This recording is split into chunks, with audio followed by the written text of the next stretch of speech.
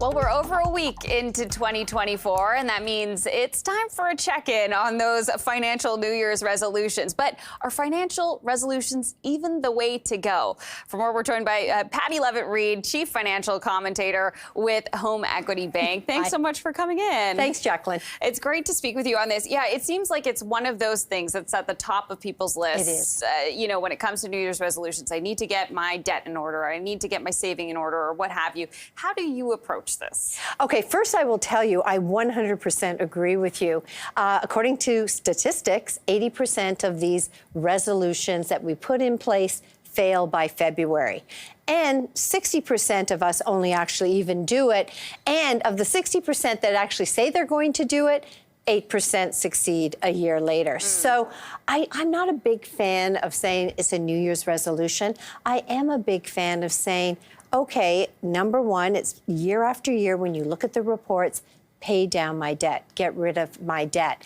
And I think that that's a great goal, but you need to sort of break it down. You need to have an action plan, because without it, it's just this big, audacious goal that seems completely out of control. What would an action plan look like? Does that include sort of, tracking it for yourself as well? Because sometimes actually seeing the progress can help. Right? Absolutely, it can help. There are a couple of things that, in our household that we used to do.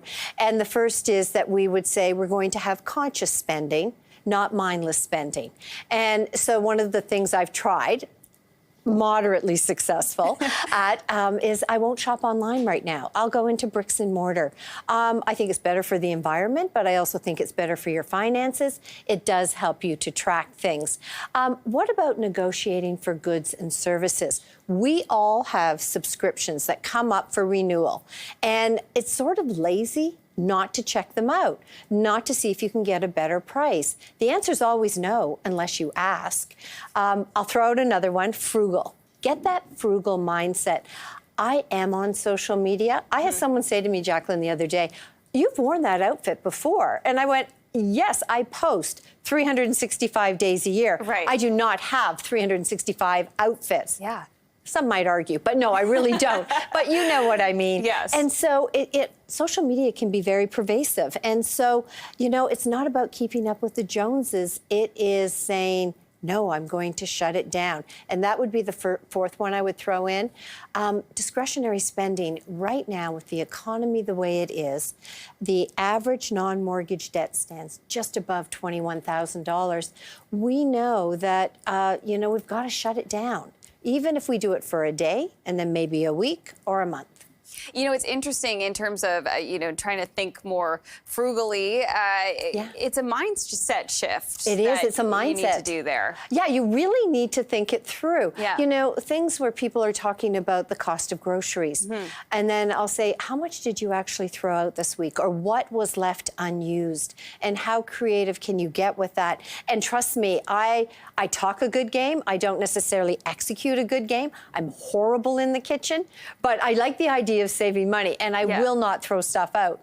But, you really have to shift your mentality here. That mindless sort of spending too. I mean, I find myself on websites like the, the online shopping, and I kind of wonder, should I just block these websites from my computer? They're enticing. Right? I don't know how I end up there, but I find there's a sale, and then I think it's a great deal. But I think you go broke saving money. Right. Absolutely. And we all do it, and I do it as well.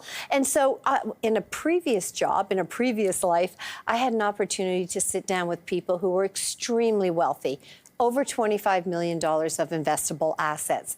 And I would witness what they would do. They were never frivolous. Just because they could spend money doesn't mean that they did. They also made it very clear that they thought debt was a never-ending sinkhole. And so they just weren't going to do it. They would borrow to invest in yourself, in your career, in your education, in your home, in your business, but they wouldn't borrow to consume. And I don't know about you, but this job market, it's starting to have concerns for some people. Yeah. At the end of the day, those people who are really savvy out there, they know the next best things around the corner, but you've always got to be looking for it.